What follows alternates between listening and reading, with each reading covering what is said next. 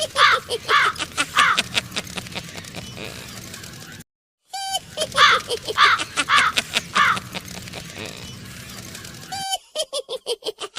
सबको मेरा नमस्कार।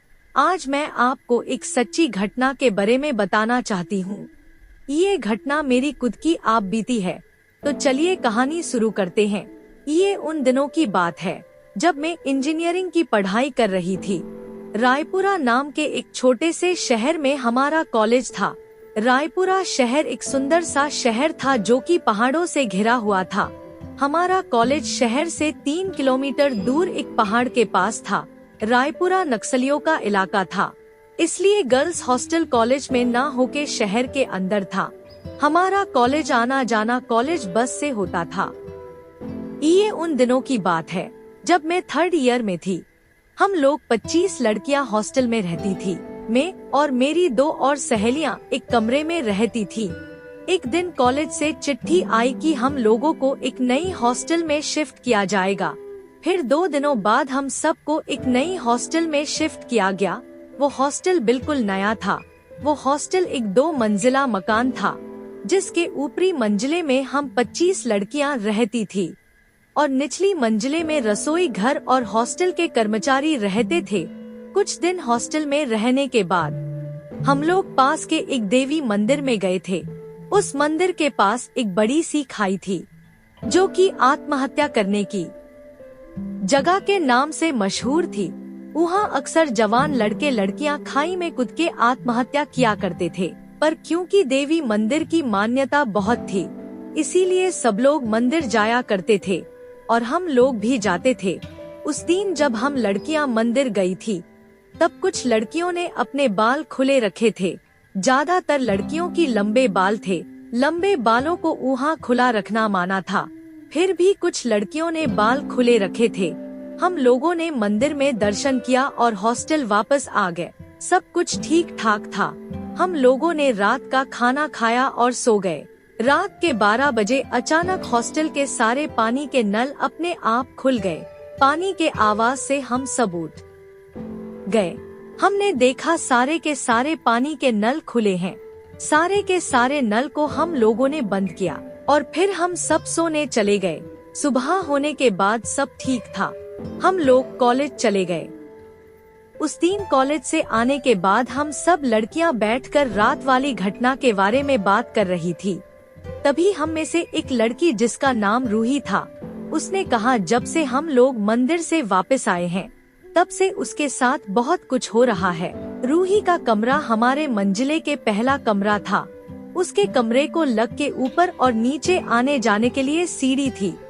हमारे मंजिले में 8 कमरे थे और हर कमरे में 3 लड़कियां रहती थी। 4 कमरों के बीच में आने जाने के लिए एक रास्ता था। रूही जब कमरे में सोई हुई थी, तब उसने कमरे के बाहर किसी की पायल की आवाज सुनी थी और उतना ही नहीं, उसने किसी लड़की की रोने की आवाज भी सुनी थी। उसे रात को बहुत डर लगता है। फिर मैंने कहा, मुझे वैसा कुछ सुनाई नहीं देता है। फिर और एक लड़की, जिसका नाम निधि था, जो कि रूही के साथ रहती थी, उसने भी कहा उसको भी कुछ अजीब सी आवाजें सुनाई देती हैं। फिर उन लड़कियों ने मुझसे कहा, अगर हमें डर लगेगा तो हम तुम्हारे पास आ जाएंगे। मैंने बोला ठीक है और हम सब अपने अपने कमरे में चले गए। उस दिन रात के 2 बजे जब हम लोग सोए हुए थे, तब अचानक मेरे कमरे के खिड़की पे किसी ने जोर जोर से पुकारा। खिड़की बंद थी। हम तीनों उठ गए। मुझे बहुत डर लग रहा था। फिर मैंने थोड़ी हिम्मत जुटाई और धीरे से मैंने खिड़की खोली। मैंने देखा रूही और 2 लड़कियां खिड़की के बाहर खड़ी थीं। उन लोगों ने रोती हुई आवाज में मुझे दरवाजा खोलने के लिए बोला। मैंने दरवाजा खोला। वो 3 लड़कियां अंदर आईं। तीनों के 3 रोने लगे। मैंने पूछा, क्या हुआ? उन्होंने बोला, हम लोग सो रहे थे। अचानक बाहर से पायल की आवाज आई और कोई लड़की रो रही थी। हम लोग डर गए। हम लोगों ने सोने की कोशिश की। रूही आंख बंद करके सो रही थी। तभी उसे लगा जैसे कोई है। उसने जैसे ही आंख खोली, उसने देखा एक लड़की, जिसके चेहरे पे कटा हुआ बहुत दाग था, जो बहुत ही डरावनी दिखने में थी। रूही के पास सोई हुई थी। रूही चिल्लाती हुई उठी और हम तीनों भागती हुई चली आई। फिर हम सब लड़कियों ने हनुमान चालीसा बोला और कमरे के चारों ओर पानी छिड़क दिया। फिर हम सब सो गए। ठीक 1 घंटे बाद रात के 3 बजे हम सबको बाहर से पायल की आवाज आती हुई सुनाई दी, लेकिन वो लड़की कमरे के अंदर आ नहीं पाई और कुछ देर बाद पायल की आवाज बंद हो गई। फिर सुबह होने के बाद इसका पता कॉलेज की अधिकारियों को पता चली, तो अधिकारियों ने एक मंदिर के पुजारी से बात की और पुजारी जी हॉस्टल आए और हम सबको बिठाकर उन्होंने पूजा किया। वो बोले वो आत्मा और नहीं आएगी। हम लोग खुश हो गए। उस दिन हम लोग खुशी खुशी सोने चले गए, पर रात के ठीक 12 बजे फिर से सारे पानी के नल खुल गए और फिर से पायल की आवाज और रोने की आवाज आने लगी। हम सब बहुत डर गईं। फिर सुबह हमने जो देखा, हम लोगों के पैरों तले से जमीन खिसक गई। हमने देखा हमारे हॉस्टल के रसोई घर के पंखे को किसने तोड़ दिया था। रात के खाना खाते वक्त पंखा ठीक था, सुबह देखा तो पूरा टूट चुका था।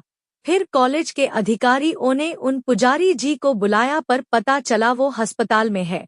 हॉस्टल से जाते वक्त वो गिर गए थे, उनके हाथ टूट गए थे, वो नहीं आ पाएंगे।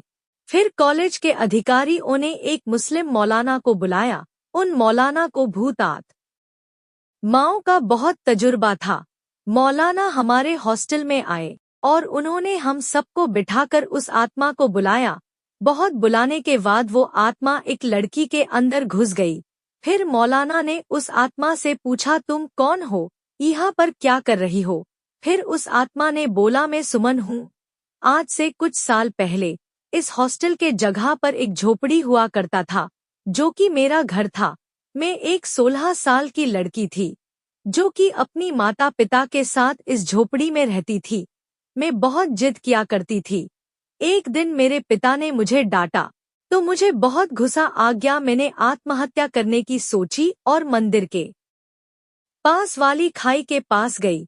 मैंने जब खाई में देखा मुझे डर लगा। मैंने आत्महत्या ना करने की सोची और मैं वापस जाने ही वाली थी कि अचानक मेरे पैर फिसल गए और मैं खाई में गिर के मर गई। तब से मेरी आत्मा ओही पर भटक रही थी। फिर मौलाना ने पूछा, यहाँ क्यों और कैसे आई हो?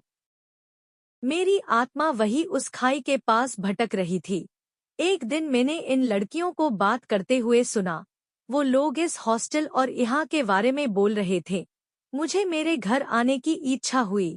मैंने देखा कुछ लड़कियां जिनके बाल लंबे थे, उन्होंने अपने बाल खुले रखे थे, इसीलिए मुझे घर आने का रास्ता मिल गया। मैं एक लड़की के बालों के अंदर छुप गई और उन लड़कियों के साथ यहाँ आ गई। यहाँ आने के बाद मैंने देखा मेरे घर के जगह पर हॉस्टल बना हुआ है। मेरे माता पिता मर चुके हैं। फिर मैं यहीं पर रह गई। मुझे इन लड़कियों के पास रहना बहुत अच्छा लगता है, इसीलिए मैं इन लड़कियों के साथ रहना चाहती हूँ। उस पंडित ने मुझे यहाँ से ले जाने की कोशिश की थी, इसीलिए मैंने उसको धक्का मार के गिरा दिया और गुस्से में मैंने पंखा भी तोड़ दिया। फिर मौलाना ने उसे कहा, तुम एक आत्मा हो, तुम्हें यहाँ से जाना होगा, तुम्हें मुक्त होना होगा। फिर वो आत्मा मना की मुक्त होने के लिए, तो मौलाना ने उसको एक मिट्टी के घड़े में बंद कर दिया और हम लोगों को उसे मुक्त कर देंगे बोल के उसको लेके चले गए। उस दिन के बाद वो आत्मा चली गई। हमें वो आत्मा फिर कभी नहीं दिखी। ये थी हॉस्टल की सच्ची आत्मा की कहानी, जो मेरी खुद की आप बीती है। कहानी अच्छी लगी तो लाइक, सब्सक्राइब और कमेंट कीजिए। Thanks for watching.